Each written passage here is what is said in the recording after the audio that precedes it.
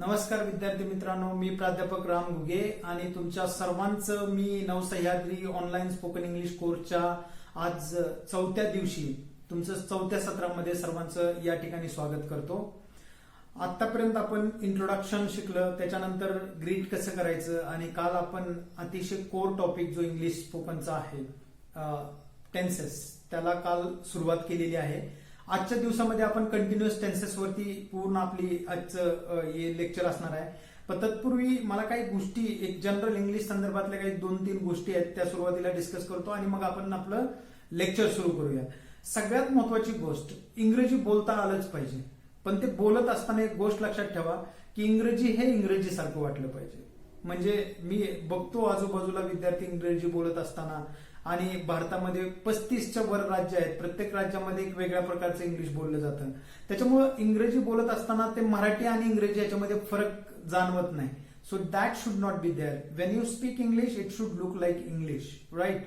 And other person also understand what you speak, right? But many students in India, they speak their regional variety of English language, and that is very, kind of difficult for student to come out with a neutral accent and create their own impression on other people. Therefore, my request to all of you, इंग्रजी neutral असलं पाहिजे. आता neutral काय असते मी पुढे सांगेल कोर्समध्ये. तर दुसरी महत्वाची गोष्ट, आज एक व्हिडिओ तुम्हाला दाखवायचं मला.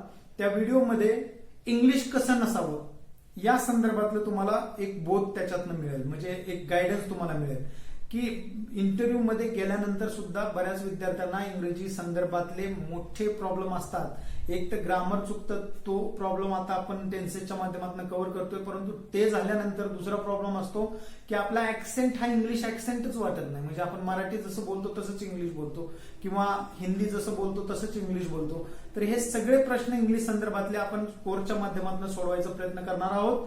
तुम्ही देत असलेल्या उदंड प्रतिसादामुळे मला अजून ऊर्जा मिळते की अजून मी विचार करतोय, आमचं कॉलेज विचार करते नवसह्याद्री, की आता लॉकडाऊन सगळीकडे चालू असल्यामुळं विद्यार्थ्यांना आता सध्या बाहेर जाऊन कुठं स्किल डेव्हलपमेंट रिलेटेड कुठले कोर्सेस करणं किंवा काय शक्य नसल्यामुळं नवसह्याद्री पर्सनॅलिटी डेव्हलपमेंट कोर्स किंवा स्किल डेव्हलपमेंट कोर्स या सगळ्या कोर्स संदर्भात आमचा विचार चालू आहे. अल्पावधीतच आम्ही तुम्हाला ते कळवू आणि आपले सगळे नवसह्याद्रीचे जे काही ऑनलाईन कोर्स आपण डिझाईन करू आणि ते कोर्स डिलिव्हर करू, ते सगळे फ्रीमध्ये असणार आहे. सो फ्री पर्सनॅलिटी डेव्हलपमेंट आमचा प्रस्तावित कोर्स आहे. कदाचित हा कोर्स झाल्यानंतर आपण त्या कोर्सला सुरू करणार आहोत. तर इंग्रजी कसं नसावं, परत मुद्द्यावरती येतो, इंग्रजी कसं नसावं याचा एक व्हिडिओ आहे, तो व्हिडिओ बघा. त्याच्यानंतर प्रेझेंट कंटिन्युअस टेन्स होईल. ते टेन्स झाल्यानंतर आजचं सेशन संपल. त्याच्यानंतर मी तुम्हाला एक पीडीएफ देईल. पीडीएफच्या खाली एक्सरसाइजसाठी एक स्लॉट दिलेले आहेत, ते तुम्ही नोटबुकवरती पूर्ण करा. आणि तुमच्या खात्रीसाठी तुम्ही नुसतं लिहिलं तरी तुम्ही बघा 15-10 दिवसानंतर तुमच्या वाक्यरचना बनवण्याच्या प्रक्रियेमध्ये आमूलाग्र बदल झालेला दिसेल. जर तुम्ही हे सगळं अतिशय लक्ष देऊन आणि जाणीवपूर्वक तुम्ही मी जसं सांगतोय तसं करत असाल तर मला माहिती आहे की, कारण याच्यापेक्षा वेगळा मार्ग आता कुठे नाहीये. फक्त आता काय की ऑब्झर्वेशन मी काही करू शकत नाही, पण तुम्ही स्वतः मनाने जर ह्या गोष्टी केल्या, definitely you will come with fluent English speaker in coming few days, right?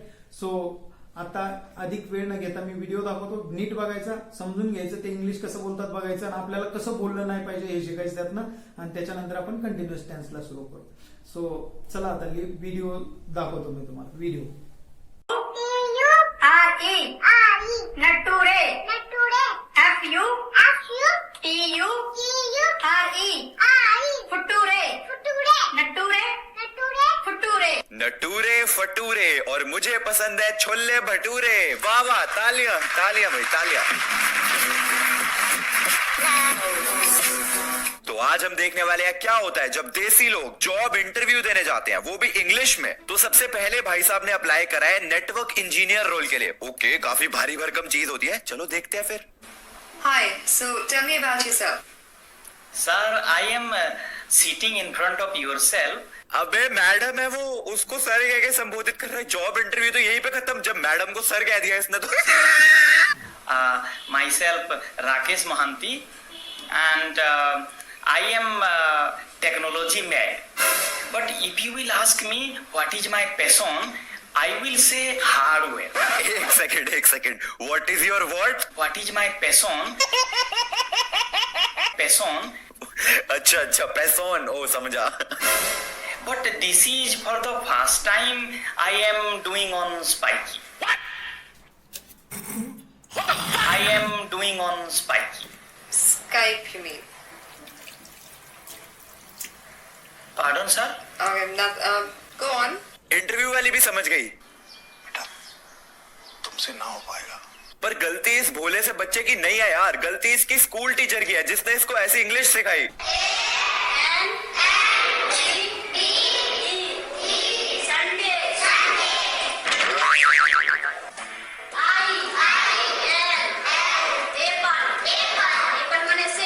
अब जब एप्पल के स्पेलिंग APIL एप्पल सिखाए जाएंगे तो ऐसे भोले से बच्चे स्काइप को स्पाइकी बोलेंगे।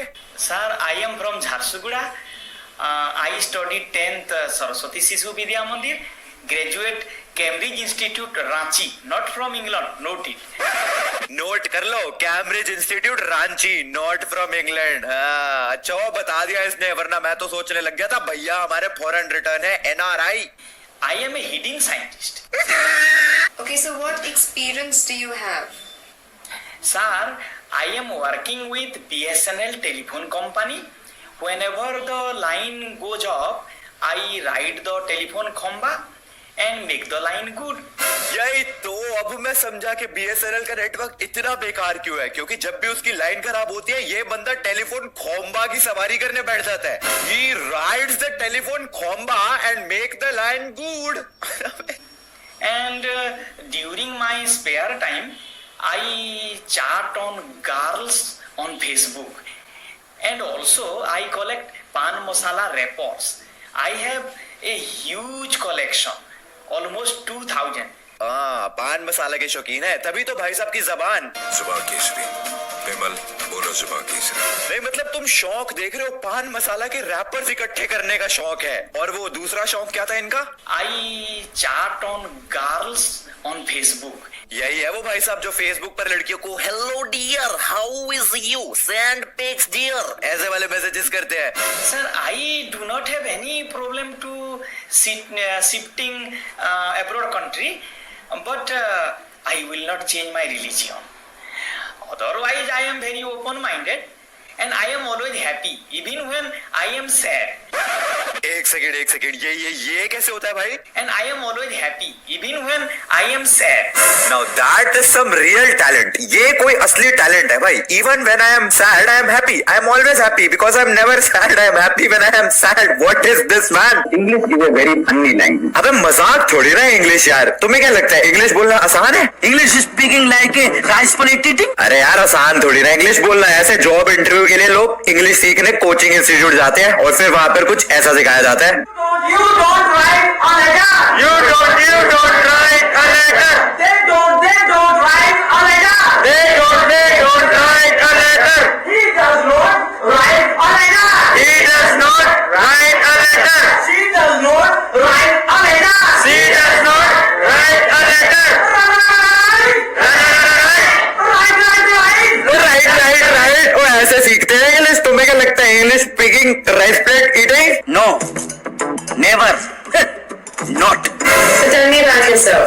गुड मॉर्निंग मैडम जी, I am Vijendra Duller from Panchkula Haryana. We are land family जिम्मेदार and all land gone now, mother gone, father gone. I am looking for job.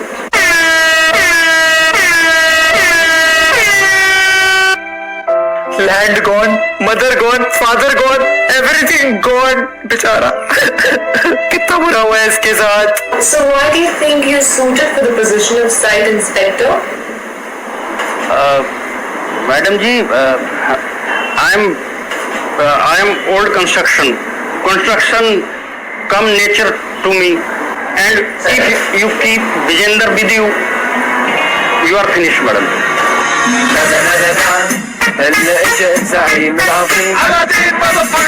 You are finished madam जी, खत्म हुआ आप। अगर आपने विजेंद्र को जॉब दे दी तो खत्म। Tell me about yourself. My good name Bhola Ram Misra. I am pure Brahmin. I passed away from Deota College in BSc Biology. Wow इनका स्वर्ग वास हो गया. I passed away from Deota College. I passed away from देवता college. एक second, अगर ये इंसान already मर चुका है तो ये इंटरव्यू कौन दे रहा? इसीलिए कहते हैं यार, जिंदगी में कुछ करना चाहते हो तो स्कूल में थोड़ा सा ध्यान दे लिया करो, थोड़ा सा पढ़ लिया करो यार. इंग्लिश का एक वर्ड इधर का उधर मीनिंग ही चेंज हो जाता है यार. फुटूरे. तो अगर आप अपने फुटूरे में ऐसी गलती नहीं करना चाहते हैं तो इंग्लिश ढंग से पढ़िएगा. आज की वीडियो के लिए इतना. तर मित्रांनो, कसा वाटला व्हिडिओ? तर आता व्हिडिओमध्ये जास्त अडकून राहू नका. फक्त तुम्हाला ते दाखवण्याचा प्रयत्न केला मी की आपण जर लक्ष नाही दिलं तर किती वर्स्ट आपली इंग्रजी भविष्यात असू शकते. आता आपण आपला जो आजचा मुख्य टॉपिक आहे त्याच्याकडे वळूयात. आज आपण कंटिन्युअस टेन्सेस सगळे शिकणार आहोत. So let us begin with the continuous tenses now. Present continuous tense. We will begin with the first tense, that is present continuous tense. Everyone is aware about the formula of present continuous tense, that it starts with subject, then we have to place the helping verb am, is, are for present continuous tense, and then V4. V4 means simply what? The verb which come up with the ing form, that is called V4. For example, speak is the main verb, ing speaking, so V4, and then object. So this is the formula and everyone is aware about the formula. Usage, when to use present continuous tense? To indicate ongoing action. So we use present continuous tense to talk about the action which is the going on at the moment of the speaking. म्हणजे बोलत असताना ती क्रिया चालू आहे. If you ask me right now, sir, what are you doing? Okay, what are you doing? The question is in present continuous tense. Then I will reply, I am teaching present continuous tense. I am teaching present continuous tense. So this sentence is present continuous tense. आणि हे सांगत असताना मी ते काम पण करतोय. The action is going on at the moment of speaking. So that is the situation for using present continuous tense. Got it? Okay. Next, to express an action which is going to happen in the near future. म्हणजे sometime आपण present simple मध्ये बघितलं, एखादी pre planned action असेल भविष्यात घडणारी, present मध्ये planning झालेली, तर आपण प्रेझेंट सिम्पल टेन्स मध्ये वापरतो. सिमिलरली प्रेझेंट कंटिन्युअस टेन्स सुद्धा बऱ्याच नियर फ्युचर मधल्या ऍक्शन साठी आपण वापरतो.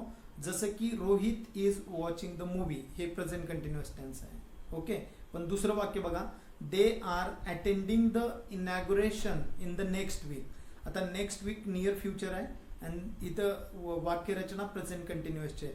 सो नियर फ्युचरसाठी ज्याचं की प्लॅनिंग झालंय, परत तेच ज्याचं प्लॅनिंग प्रेझेंटमध्ये झालंय पण तो इव्हेंट फ्युचरमध्ये होणार आहे, अशा सगळ्या सिच्युएशनसाठी सुद्धा आपण प्रेझेंट कंटिन्युअस टेन्स वापरतो. आता तिसरी एक सिच्युएशन जी इथं नाही पण मी सांगतो की फॉर एक्झाम्पल मी जर तुम्हाला आता विचारलं की what are you doing in these days. These डेजचा अर्थ या दिवसामध्ये तुम्ही काय करता. समजा तुम्ही एखादं पुस्तक वाचताय तर तुम्ही मला म्हणणार we are reading a novel, आम्ही एक कादंबरी वाचतो. सो आत्ता बोलत असताना तुम्ही कादंबरी वाचता का? नाही, पण ह्या दिवसामध्ये तुमचं ते काम चालू आहे, तर ती एक सिच्युएशन आहे. म्हणजे प्रेझेंटमध्ये ती activity is going on but at the moment of speaking activity is not going on. तर अशा 3 सिच्युएशन आहेत. वाक्यरचना तुम्हाला सांगितली, Rohit is watching the movie, they are attending the inauguration in the next week, we are studying the application of semiconductor, the Prime Minister is delivering the speech to the physically disabled people in the second week of June. So these are the example of present continuous tense which follows the formula subject plus am is are plus V4 plus object. am कधी वापरायचं, is कधी वापरायचं, are कधी वापरायचं हे पण माहित असेल तुम्हाला, पण तरी एक थोडक्यात सांगतो. am फक्त I सोबत वापरायचं, is he she it एखादा मुलगा सब्जेक्ट म्हणजे राम इज, संतोष इज किंवा मुलगी Sunita is. So is third person singular सोबत, एम आय सोबत, आणि वी यू आणि दे सोबत आर वापरायचं, हे लक्षात ठेवा. ठीक आहे. आता आपण निगेटिव्ह, पॉझिटिव्ह आणि क्वेश्चन काय असते ते बघू. मग दुसरा टेन्स लगेच. She is asking the question, positive, she is asking the question. त्याचं निगेटिव्ह कसं करायचं बघा, खूप इझी गोष्टी आहेत. फक्त थोडं लक्ष दिलं की आपल्याला हे 36 वाक्यरचना समजून तर येतात, पण ते प्रॅक्टिकली यूज करताना जोपर्यंत त्याची आपण प्रॅक्टिस मित्रांमध्ये करणार नाही तोपर्यंत आपल्याला या गोष्टी परफेक्टली जमणार नाहीत अप्लाइड करायला. माहिती असतं, सगळंच माहिती असतं, पण ते यूज करता आलं पाहिजे. आणि जर यूज करता आलं तर त्याचा बेनिफिट आपल्याला मिळतो. अदरवाईज असे माहितीगार भरपूर आहेत जगामध्ये, त्याचा काही उपयोग नाही. म्हणजे मला एवढं माहिती आहे, दॅट्स इट, बट ते रिप्रेझेंट करता येत नाही. That is the biggest problem. So communication skill is important. She is not asking the question. Negative करताना फक्त हेल्पिंग वर्ब इजच्या पुढे नॉट प्लेस केलं, निगेटिव्ह झाला. Is she asking the question. Question करत असताना शी आणि इज मध्ये इंटरचेंज केलं, इजच्या जागी शी आणि शीच्या जागी इज, सो क्वेश्चन तयार झाला. दुसरं एक वाक्य बघा, Ganesh is watering the plants, positive. Ganesh is not watering the plants, negative. आणि is Ganesh watering the plants, question. तर अशा पद्धतीनं त्याचं पॉझिटिव्ह, निगेटिव्ह आणि क्वेश्चन करता आलं पाहिजे. आणि ह्या 3 वाक्यरचना जर तुमच्या लक्षात राहिल्या तर तुम्हाला ते सिच्युएशन्स माहीत आहेत, त्याच्यामध्ये ह्या वाक्यरचना वापरून आपण क्वेश्चन विचारू शकतो, आन्सर देऊ शकतो. निगेटिव्ह पॉझिटिव्ह सेंटेन्सेस वापरून इंटरॅक्शन इतरांशी आपण करू शकतो. आता दुसरा tense, past continuous tense. Past continuous tense, formula for the past continuous tense is subject plus was or were plus V4 plus object. Okay, subject was were म्हणजे helping verb, क्रियापदाचं चौथं रूप म्हणजे ING वालं रूप आणि ऑब्जेक्ट प्रत्येक sentence मध्ये असतो. आणि ह्याचा कॉन्टेक्स्ट काय आहे हे समजून घ्या. Use to mention an ongoing action of in the past. आता बघा, प्रेझेंटमध्ये ॲक्शन चालू असलेली एखादी घटना डिस्क्राईब, तिचं वर्णन करण्यासाठी प्रेझेंट कंटिन्युअस टेन्स वापरतो. जसं की तुम्हाला कुणीही फोन केला आणि विचारलं की व्हॉट आर यू डुईंग नाव, तर तुम्ही उत्तर देणार वी आर स्टडिंग. तर वी आर स्टडिंग हे प्रेझेंट कंटिन्युअसचं एक्झाम्पल आहे. पण पास्ट कंटिन्युअस टेन्स आणि प्रेझेंट कंटिन्युअस टेन्समध्ये काय डिफरन्स आहे हे थोडं समजून घेऊ, याची सिच्युएशन, आणि मग ते एक्झाम्पल आपण बघू. Use to mention the action which is going on in the past at certain time, at certain particular time. Okay, एका ठराविक वेळेला एखादी क्रिया भूतकाळामध्ये चालू होती असं जेव्हा बोलायचं असेल तेव्हा आपण पास्ट कंटिन्युअसचा टेन्सचा वापर करतो. आता मी एक प्रश्न विचारतो आणि त्या प्रश्नाचं उत्तर म्हणजेच हे पास्ट कंटिन्युअस टेन्स असणार. समजा तुम्हाला जर कोणी विचारलं की काल 3 वाजता तुम्ही काय करत होते. आता ह्या प्रश्नाचं मराठीत उत्तर देत असताना तुम्ही पास्ट कंटिन्युअस टेन्स वापरून उत्तर देता. जसं की काल 3 वाजता तुम्ही काय करत होते. समजा तुमचं उत्तर असं आहे की काल 3 वाजता आम्ही इंग्लिशचे एक्सरसाइज सोडवत होतो. त्याचं इंग्लिश ट्रान्सलेशन असं होईल, we were solving English exercise at 3 PM yesterday. So we is the subject, were is the helping verb, we were solving is the V4 and English exercise is the object. तो formula, as per the formula वाक्य आलं. तर काल तुम्ही एक ठराविक वेळेला काय करत होते अशा प्रश्नांची उत्तरं जे असतात ते सगळे पास्ट कंटिन्युअस टेन्समध्ये दिली जातात. तर पास्ट म्हणजे ह्याचा अर्थ सिंपल आहे की भूतकाळामध्ये एका ठराविक वेळेला एखादी क्रिया चालू होती असं समजून जर बोलायचं असेल तर आपण पास्ट कंटिन्युअस टेन्सचा वापर करतो. जसं की आपल्याला बऱ्याच वेळेस रिअल लाईफमध्ये सुद्धा पास्ट कंटिन्युअस टेन्स वापरून बोलण्याची गरज पडते. जसं की आपले मित्र आपल्याला विचारतात की तुला खूप कॉल करत होतो काल 7 वाजता, तू कुठे होता. ओके, मग आता तुम्हाला सांगायचं असतं की मी TV पाहत होतो. अरे सॉरी यार, I couldn't receive your call because I was watching TV at that time. I was watching TV. हे काय झालं, पास्ट कंटिन्युअस टेन्स. तर आलं लक्षात वाक्यरचना कशी आणि त्याचा फॉर्म्युला असा, त्याचे कॉन्टॅक्स्ट पण मी तुम्हाला सांगितले. आता एक 4 एक्झाम्पल. आय वॉज कॉलिंग हिम, मी त्याला कॉल करत होतो. म्हणजे होतो, चालू होती, क्रिया चालू होती. We were enjoying the event, आम्ही इव्हेंट म्हणजे ते party whatever it may be, आम्ही इव्हेंट ची मजा घेत होतो. The teacher was not checking the papers, शिक्षक पेपर चेक तपासत नव्हते. शिक्षक पेपर तपासत नव्हते म्हणजे ती ऍक्शन, न तपासण्याची ऍक्शन काय होती, भूतकाळामध्ये चालू होती. My brother was writing a novel, माझा भाऊ एक कादंबरी लिहित होता. तर अशा पद्धतीनं पास्ट कंटिन्युअस टेन्स आपण यूज करतो. आता पुढचं हे वाक्य आहे, त्याचे निगेटिव्ह आणि याचं क्वेश्चन बघू आणि मग पुढे वळू आपण. The dog was barking at them, positive. Negative, the dog was not barking at them. आणि question, was the dog barking at them. Similarly दुसरं एक एक्झाम्पल आहे, she was singing a song, positive. She was not singing a song, negative. And was she singing a song, question. तर आता इथं बघितलं negative करत असताना फक्त हेल्पिंग वर्ब वॉज आहे, जसं की प्रेझेंट कंटिन्युअस मध्ये इज होतं, त्याच्या पुढे नॉट प्लेस केलं. इथं वॉज किंवा वेअरच्या पुढे नॉट प्लेस केलं की त्या वाक्याचं निगेटिव्ह झालं. आणि क्वेश्चन करत असताना ते वॉज किंवा वेअर हेल्पिंग वर्ब वाक्याच्या सुरुवातीला घेतलं की त्याचा क्वेश्चन तयार झाला. तर अशा पद्धतीने पास्ट कंटिन्युअस टेन्स ची वाक्यरचना 3 प्रकारची असते, आपण इथं समजून घेतलेलं आहे. आता पुढचं फ्युचर कंटिन्युअस टेन्स हे काय भानगड आहे हे पण बघून घेऊ आणि ह्याचे पण वाक्यरचना 3 प्रकारे कशा असतात ते एकदा समजून घेऊ आणि मग त्याच्यानंतर आपलं आजचं सेशन संपेल.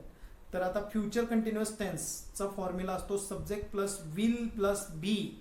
विल आणि बी हे 2 plus V4 plus object. Subject plus will be plus V4 plus object. तर आता इथं हे फॉर्म्युल्यानुसार वाक्य बनतं, त्याच्यावर आपण डिस्कशन करू. पण त्याच्या आधी आपल्याला हे कुठल्या कॉन्टेक्स्ट मध्ये वापरायचं हे समजून घेऊ. It is use to denote an ongoing action in the future. भविष्यामध्ये एका ठराविक वेळेला एखादी क्रिया चालू आहे असं समजून जर बोलायचं असेल तर आपण फ्युचर कंटिन्युअस टेन्सचा वापर करतो. आता हे उदाहरण बघा पहिलं.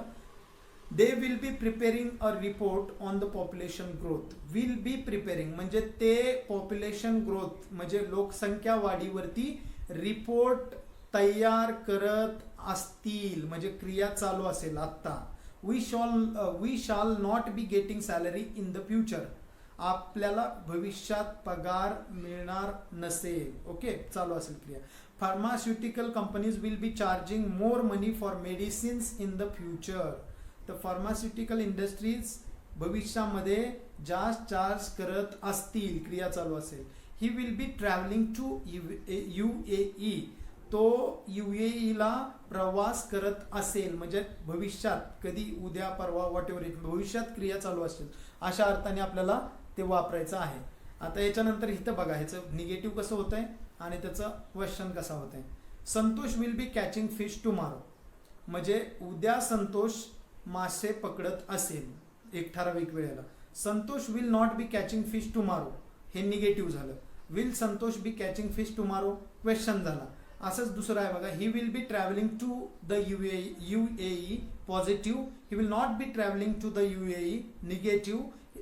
Will he be travelling to the UAE question. तर वाक्यरचना तुम्हाला सिम्पली ह्या सगळ्या PPT मी तुम्हाला शेअर करणार आहे, so don't worry about that. आता दुसरं सगळ्यात महत्वाचं मी ह्याची एक सिच्युएशन फक्त तुम्हाला समजेल अशा शब्दात सांगतो की समजा उद्या तुम्ही 10 वाजता काय करत असाल असा जर प्रश्न तुम्हाला विचारला त्याचं उत्तर तुम्ही काय सांगाल. We will be attending Ram sir's spoken English lecture. We will be attending Ram sir's online spoken English lecture.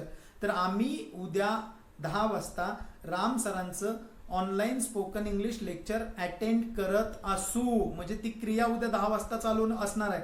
तर अर्थ सिंपल आहे की भविष्यामध्ये एका ठराविक वेळेला एखादी क्रिया चालू आहे असं समजून बोलणे म्हणजेच फ्युचर कंटिन्युअस टेन्स. तर all the continuous tense we have discussed today will stop here. But now I will just give you one thing that you have to learn all this tenses carefully because त्या व्हिडिओमध्ये पाहिलं तुम्ही की pronunciation हा एक महत्त्वाचा विषय आहेच. तो मी उद्या एक कव्हर करेल टॉपिक. प्रोनाउन्सिएशनचे इंडियन लोकांचे काय प्रॉब्लेम आहेत स्टेट वाईज म्हणजे तमिळनाडू लोक कसे बोलतात, मराठी कसे बोलतात, गुजराती कसे बोलतात, त्याच्यावरती एक इंटरेस्टिंग व्हिडिओ उद्या मी बनवणार आहे. पण आजच्या पुरतं एवढंच. हा तुम्ही याच्यावरती जे PDF मध्ये एक्सरसाइज दिलेले आहेत ते पूर्ण करा आणि सबमिट तुमच्या संबंधित शिक्षकांकडे करायचे आहेत. तर आजच्या पुरतं एवढंच. मी तुमची रजा घेतो. पुन्हा आपण भेटू उद्याच्या सेशनमध्ये डे 7 ला. Thank you so much. Thanks a lot.